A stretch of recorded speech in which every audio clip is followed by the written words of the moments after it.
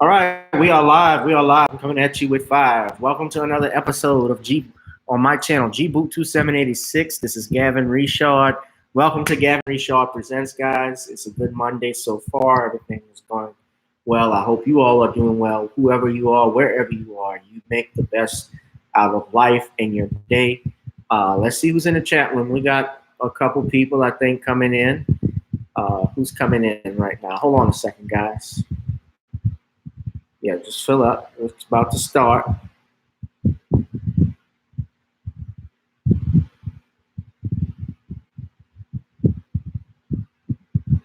Little Great Wall. Yeah, what's up, big brother? How you doing? Thank you for joining. We got a lot we're going to discuss. I'm trying to keep it under 20 minutes, guys. So I will try and get right into it. That's good you're doing well, man. Where you from? Little Great Wall. Put your city in. What is that?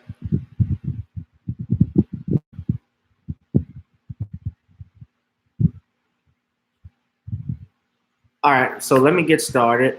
You guys have seen the title of the video. I talked about this about twice now, and I'm really tired of talking about Antonio Brown. I'm really tired of hearing about this dumbass. But you know what?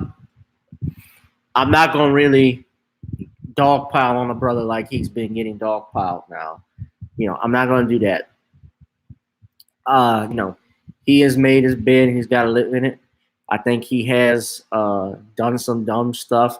I remember when Antonio Brown, I'll just get into it. Yeah, there were instances of selfishness that he had, like recording and live streaming. I believe it was after a playoff game that they won. This happened with the Pittsburgh Steelers. He actually recorded his coach's locker room pep talk after the game, talking about the Patriots, which is something, he shouldn't have done, posting it on Instagram and so forth, because obviously there are things that you say in the locker room with your team that are sacred. Coaches like to do that. And, I don't think it was any information that he gave that the Patriots could have gotten, although we know they would have greatly appreciated it.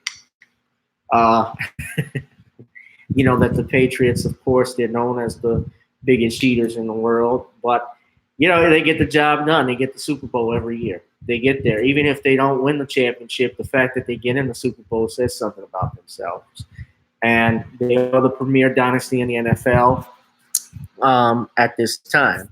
So, at any rate, you would think from getting to the issue, but from looking at every sports television show, I don't care if you're talking about Undisputed with Skip and Shannon, or if you're talking about ESPN First Take or ESPN Football or Fox NFL, CBS, whoever, you would think that Antonio Brown took an 18-wheeler and drove into a school full of preschool children and kindergartners. Like, I'm every day for the last 2 weeks, this nigga has come up on my screen more than the president, than Trump, or more than Trump. Like, everything has been Antonio Brown did this, he's done that, he did this and did that. And I'm not saying that some of the things that he has done has not been unwarranted, but where I have come across and drawn the line is the hypocrisy of some of these analysts on the NFL, on these different television shows who have skeletons in their closet. Now, when we talk about brother Shannon Sharp, and there's some research I've done with Shannon, I have great respect for him. He's one of those dudes that keeps it real all the time on his show, although recently I've kind of noticed how obviously he's been talking about Antonio and others.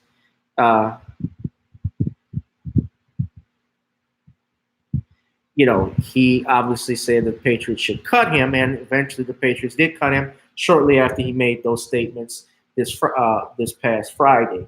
And what they were talking about, and when I look at Shannon, if you guys don't know or not up to it, Antonio Brown on yesterday, he tweeted about Ben Roethlisberger, Shannon Sharp, and Robert Kraft and their sexual assault allegations that they have. Now, I distinctly remember Ben Roethlisberger's rape charges that he had on him. He had 3. Now, of course, Roethlisberger was never convicted of anything. I'm aware he was suspended by the league, but of course, it was not. I don't think Ben Roethlisberger's incident was blown up the way that this whole thing with Antonio Brown has, because it's been constant news every day. We're bombarded with the image of the black boogeyman. And that's the way Antonio Brown is being portrayed. And I feel to some degree, Brother Shannon, and I know Shannon is a football player. He's a Hall of Fame tight end, probably the greatest that ever played that position. Of course, people may say John Mackey, like my dad, or Kellen Winslow was another great tight end, Tony Gonzalez. And I'm talking about the ones that I've seen have been Tony Gonzalez and Shannon Sharp. And, he has a right to his opinion. But these guys, once again, especially when they talk about things that get into legalities, they are not attorneys. Stephen A. Smith, as much as he may think he could have beaten Johnny Cochran in the O.J. Simpson case, he's not a lawyer. And when I listened to the show today and how the host of Undisputed mentioned that Antonio Brown sent threatening emails, I heard it on ESPN. The host says the same thing. Now, if they look at the emails, do they even know, number one, what is a threat? Definition of threat, basically, especially when you're talking about putting someone in duress in Louisiana, is when you're talking about harming that person's life, their property, things of that nature. If you're talking about harming others, their loved ones, like their children, things of that nature, that's a threatening email. What I've read and saw, nothing in that, and Dr. Boyce Watkins even talked about this, nothing in those emails actually remotely resemble a threat. There was no threat of violence. There was no threat of imminent danger that was going to harm this one accuser. Now, and this is a second accuser who says that, Antonio Brown came downstairs with a towel around his genitals, and she felt uncomfortable about it. He never paid her, but there obviously in the media, you would think that Antonio Brown raped this woman. Now, I'm not saying, of course, if that's true, and I can see he did something like that, of course, that is completely unprofessional. And that's what I would say about Antonio Brown so far. I think he's behaved like a jerk. I do believe that he has acted unprofessionally with the way he's handled the Oakland Raiders situation. And somebody next to him needs to tell him to shut the fuck up. Because some things I've said again, he is not helping himself with some of the things he has said and done. However, do I think he's a rapist? No, I haven't seen evidence of that. Do I think he's the worst person in the world? No, I haven't seen that.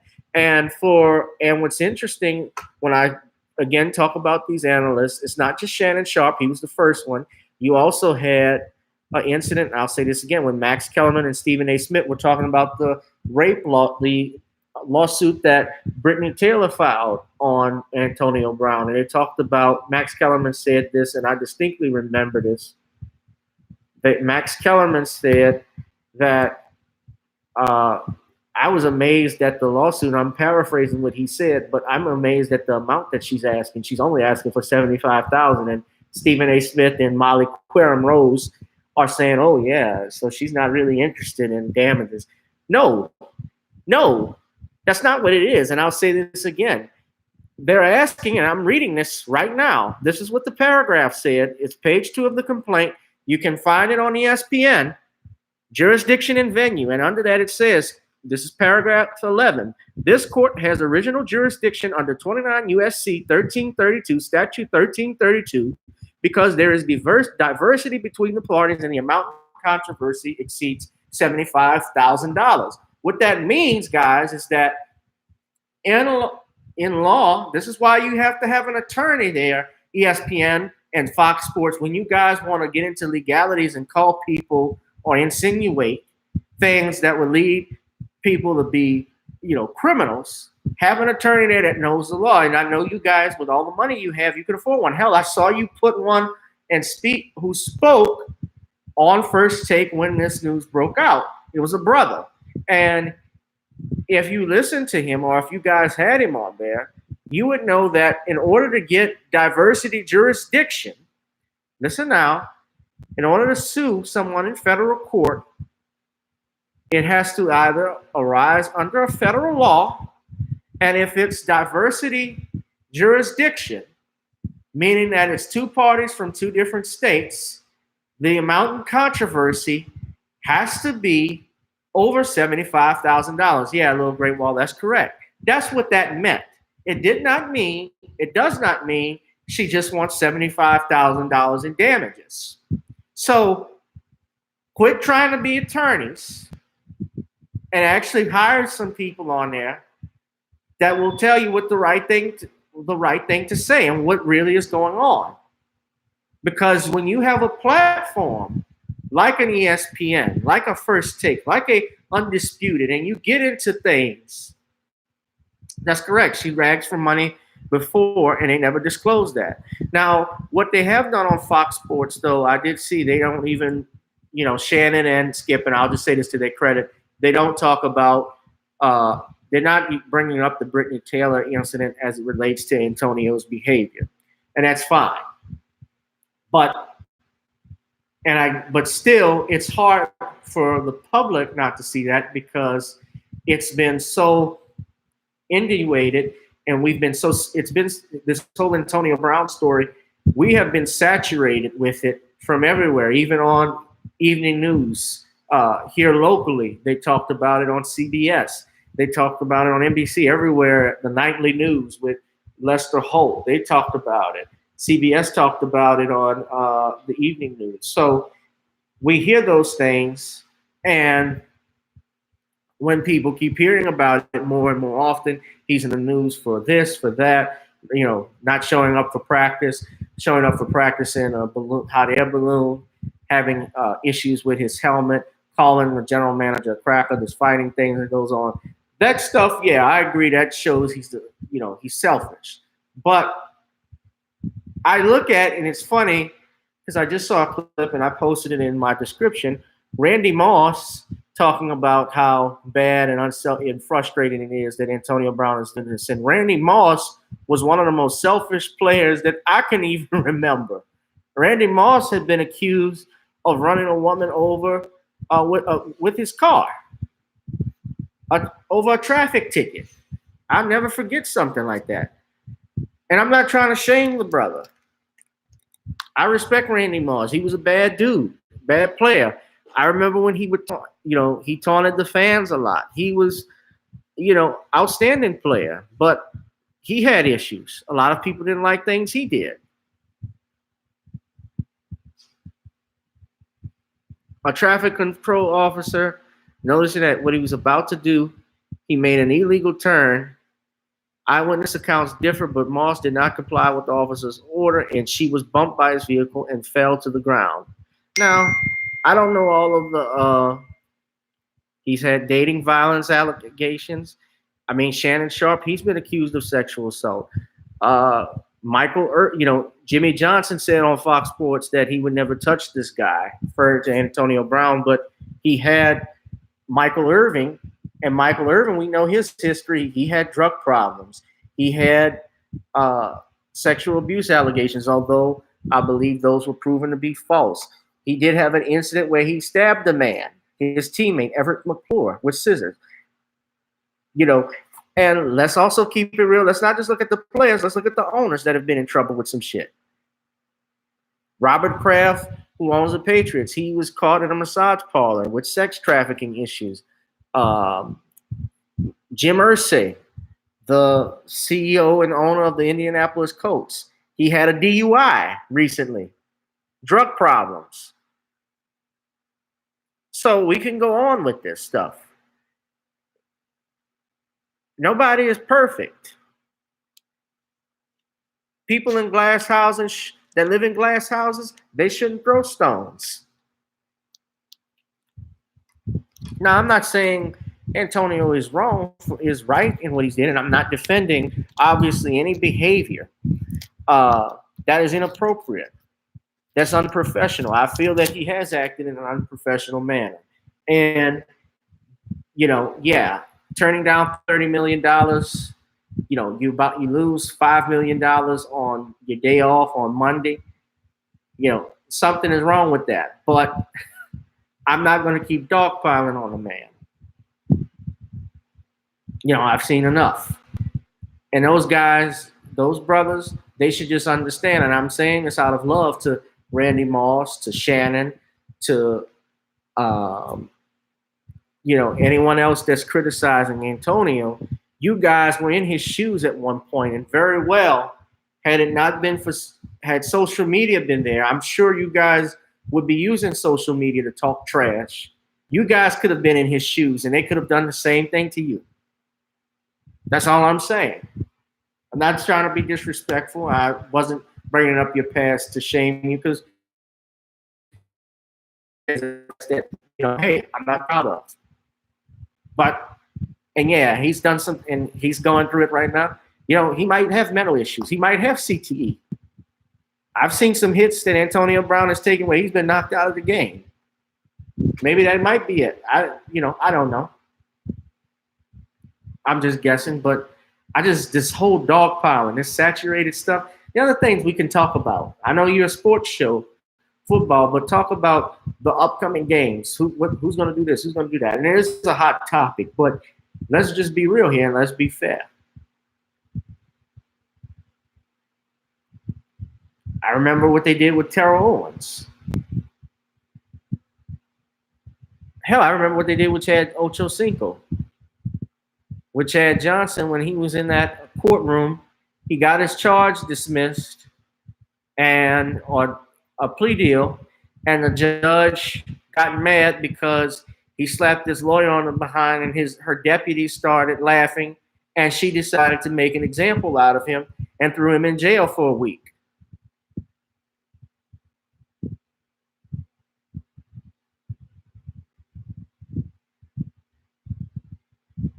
And speaking of which, when I think about, and another thing that he did that was unprofessional, when they talk about the phone call conversation that he recorded John Gruden on and he used as a Nike ad. Now, that is illegal in California if you record a phone call and both parties are not aware of it. Whereas in Louisiana, we're a one-party consent state.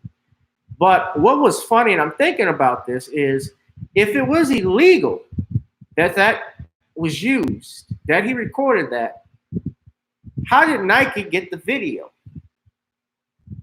if it was illegal? Because that was used in a Nike ad. If you guys go back and look at it, if it was illegal, did he really not know he was being recorded? Because a major corporation takes the video, they put it in a commercial right after that.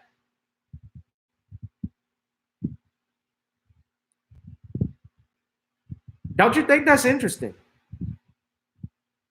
Now, of course, Nike dropped him, but they dropped him only after the rape charge. Not even a charge, excuse me. The complaint that was filed in federal court.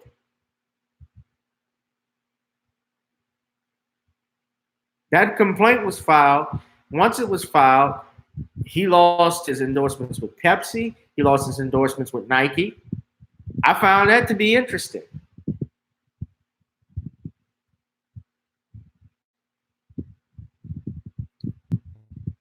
So I'm just saying, hey, guys, just remember, if it wasn't for a game, like Zoe Williams said about Charles Barkley, he actually said this.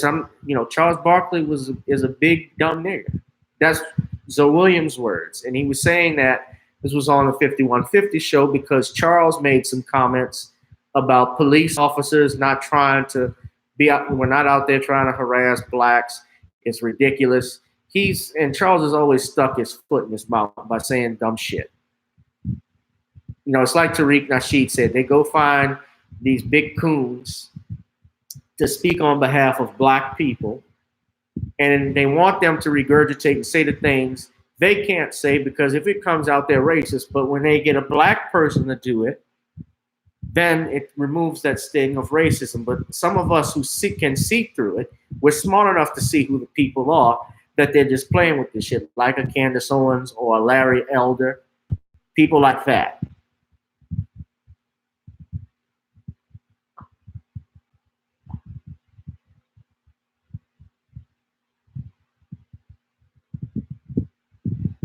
So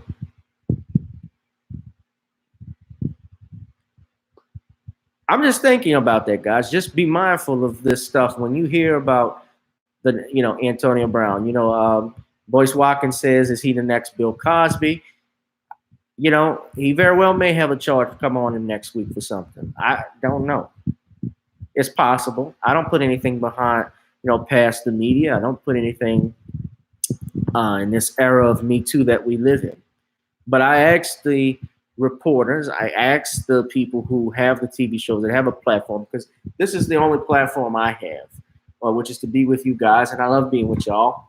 On YouTube, although they do mess up my views, I think YouTube is on some bullshit with many of the fellow black YouTubers, where they tamper with their channels, their views, because I know for a fact that I have more people watching and probably more people in this chat room, because it always talks about my connection being down. I don't think that's the problem.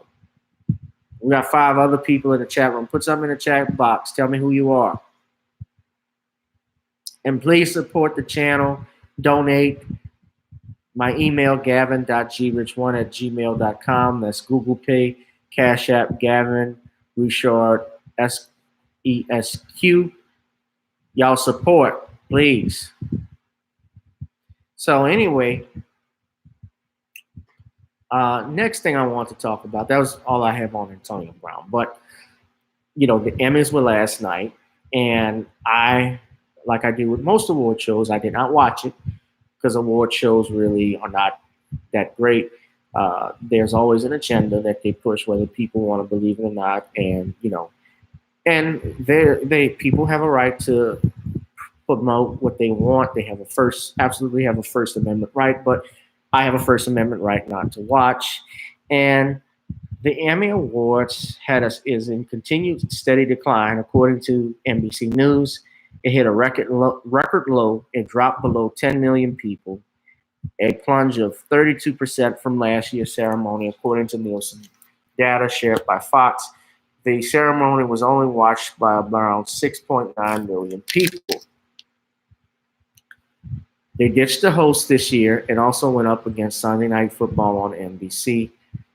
The ratings are part of a wider trend in the television industry as consumers spend less time watching linear programming and traditional broadcast viewers lose grounds to streaming services. Yes, the internet streaming services have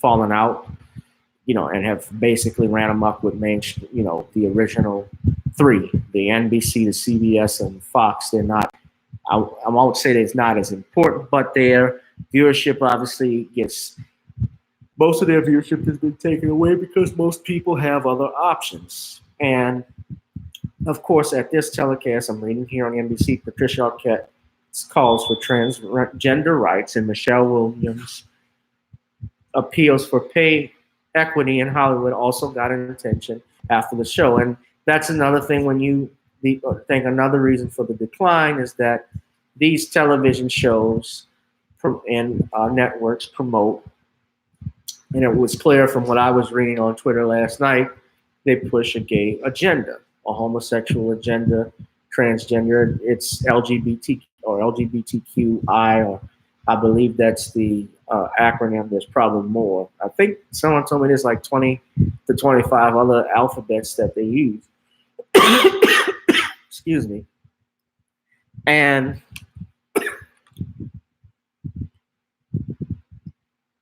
they push that every day. And Hollywood is pretty bad with this stuff.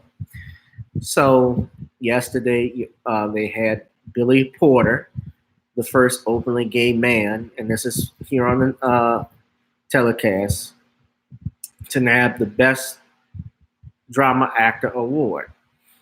Now he's on a show. I believe the show is called Pose, which is about homosexuals or drag culture in the 1980s New York. This is the same man last year at the Oscars who showed up in a dress, in a fucking tuxedo dress. I remember that. And people applauded that. You had women like Jada Pinkett Smith, and I distinctly remember this, who was applauding that like it was a great thing. And I remember, you slay, girl, even though this is not, and keep in mind, it's not a trans person who's transgender. This is a person who's openly gay. So he's not a girl, he's a man. So you're agreeing with the thought of this person, this man, effeminate man, being a woman, acting like a woman. Now, people have a right to do what they want. People are not going to be a person that's going to hurt you. I certainly don't condone threats of violence, anything like that, towards people who are LGBTQ. I wouldn't endorse that.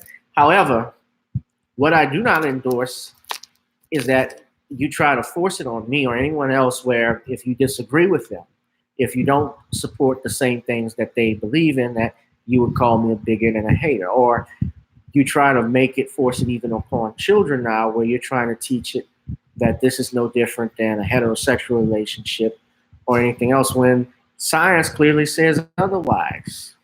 Let's not even look at religion. Science even says men and women, fit each other, because through a man and woman, let's just be real, life is possible. That's not hate speech. That's just truth. That's fact. So I don't see why we get mad at it. And yeah, people have their different can have their different lifestyles and so forth, but why does this have to be endorsed every day? Some things I don't want everybody to know, don't need to be brought in public. I don't tell everybody my business, my sex life. That's not their business. Why does it get celebrated now? Why is it put in schools?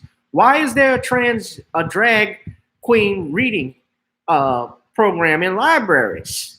Some of them have had registered sex offenders do this. I'm just keeping it real. Like, is this what we really are promoting for our kids?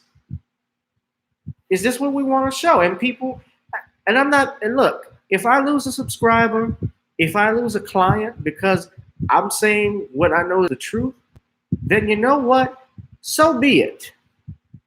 Because that shows what's exactly wrong with this country, with America right now, is that you want tolerance, but only tolerance for you. You don't really want equality. What you want is superiority. I got news for you. The world doesn't revolve around you. You're not going to win all the time. You're not going to have your way all the time. People are going to disagree with you. You're going to deal with when you're in school, there are bullies you got to deal with. And you know what? How you deal with a bully? You don't get a safe space, because there's not going to be any safe spaces in life. Everyone's not going to be able to help you. You deal with a bully by balling up your fist and punching him in his fucking teeth. You punch him in his fucking mouth, like my father used to say, and you knock his teeth out. Somebody messes with you, somebody puts their hands on you, knock him the fuck out as hard as you can. I'm not preaching violence. I'm preaching self-defense. You defend yourself. That's the only way you're going to learn as kids how to deal with encounter life, because there's going to be adversities, and you're going to learn that. It's not fun. I've had bullies. I've had people make fun of me because of various things, whether it be my color, my skin, my weight, my cleft chin, everything. But I love me. And I'm working out too. I'm not that fat anymore, but I used to be big, but that's something different. But, getting back on topic, I'm sorry, guys, if I ran a little bit. But, I'm just keeping it real. As far as reading this stuff about the Emmys, it's clear that they push an agenda. And the hashtag, I think, that was going on with the Emmys was called Love LGBTQ. And Our brother, Jason Black, shout out to him. He was talking about it as well. Tariq Nasheed, I believe, was talking about it. That was trending, and how many of these groups, especially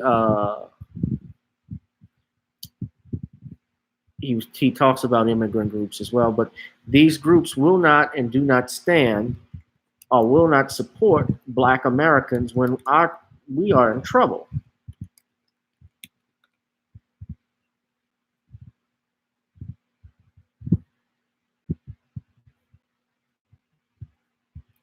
Professor Black Truth. I don't know if he's on YouTube. I think they kicked him off. But let's see right here. Trying to find the tweet, guys.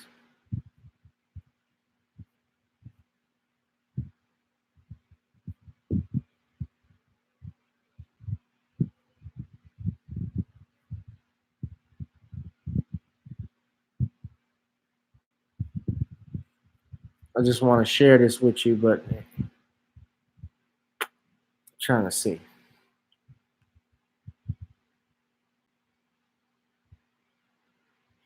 And speaking of Emmys too, I saw that this was Professor Black Troop on Twitter,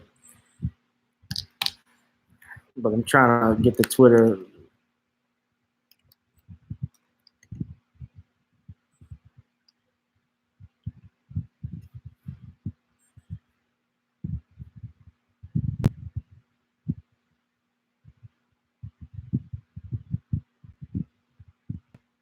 And this is another thing that I had is that the Emmys, the same Emmys gave Leaving Neverland, which was filled with a pack of lies on talking about Michael Jackson. They gave that an Emmy. But yeah, this is the actual. Let's see if I can. Okay. Look in the chat box. I'm putting it here. You can go there. You could see this picture. I got to learn how to, maybe when I set up a different stream, I can actually set up a different video so you guys can actually see what I'm looking at. I got to work on that. But you guys can actually look at that link and you see you got men in dress, a man in dress, white man. Jonathan Van Ness is the guy in the dress. I never heard of him before. This is Professor Black Truth. Cross-dressing is part of sex polar culture now. And they're pushing that, obviously, to make that normalized. So it's not anything, it's not hate. It's not, lying. I'm not lying about it. I'm not pressuring anyone to violence. I'm telling you the truth. This is what they're pushing. And I really have no interest. I didn't have any interest in watching the Emmys because I knew it was going to push this agenda. But I also knew that there was hypocrisy in the way that they have acted, and especially when it comes to our brother Michael Jackson. I'm ashamed of what our nation has become. I'm ashamed of what our award shows are even. It's the same thing with the Grammys and the Oscars. They push these agendas, and they're trying to do that so everyone will feel normalized. And as Judge Joe Brown discussed a lot, it's more homofascism than it is homophobia. It's more heterophobia now. If they can say homophobia, I do believe there is heterophobia.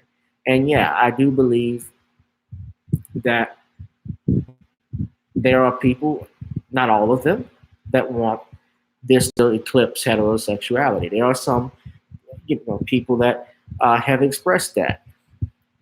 There is certainly a push, even in some cultures, even in the United States, to normalize. And I've heard this and I've read about this before, and I talked about it in my video, pedophilia.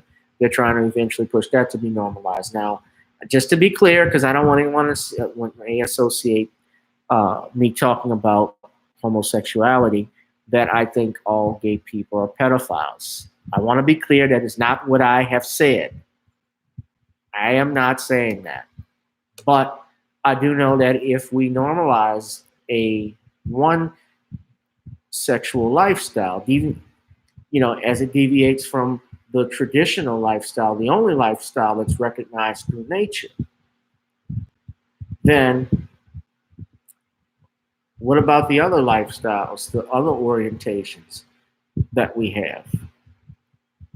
Because it's more than just homosexuality or heterosexuality. There are people who are attracted to animals. There are people that are attracted to themselves, asexuals. There's actually was a woman that married herself. There are people that are attracted to their siblings. There's a whole bunch. So I just think about that. It may be true, but the Emmys this year, yeah, they did not do good. And I'm not good with award programs anymore, guys. I remember when they were great, when they had the Soul Train Awards and so forth. But uh, from what it was, I would say around the late 90s is when it changed, especially after the East Coast, West Coast issue. So, guys, I spent too much time on this. It's time for me to go hit the gym. You guys have a great evening. I will be back again this week. I will have a special guest come on. I'm trying to set up everything, but I'll reveal those details a little bit later on. Who is in the chat? Come on, guys. You say something. Who's watching? We got 6 people. Somebody comment. Little Great Wall, you still there?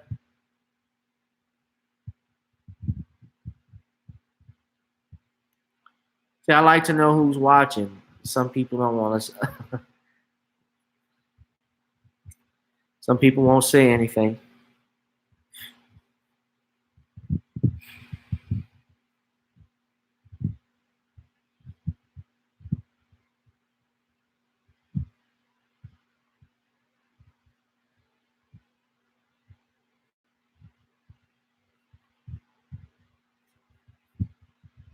All right, well, that's it for me tonight. Nobody was commenting, so I was waiting.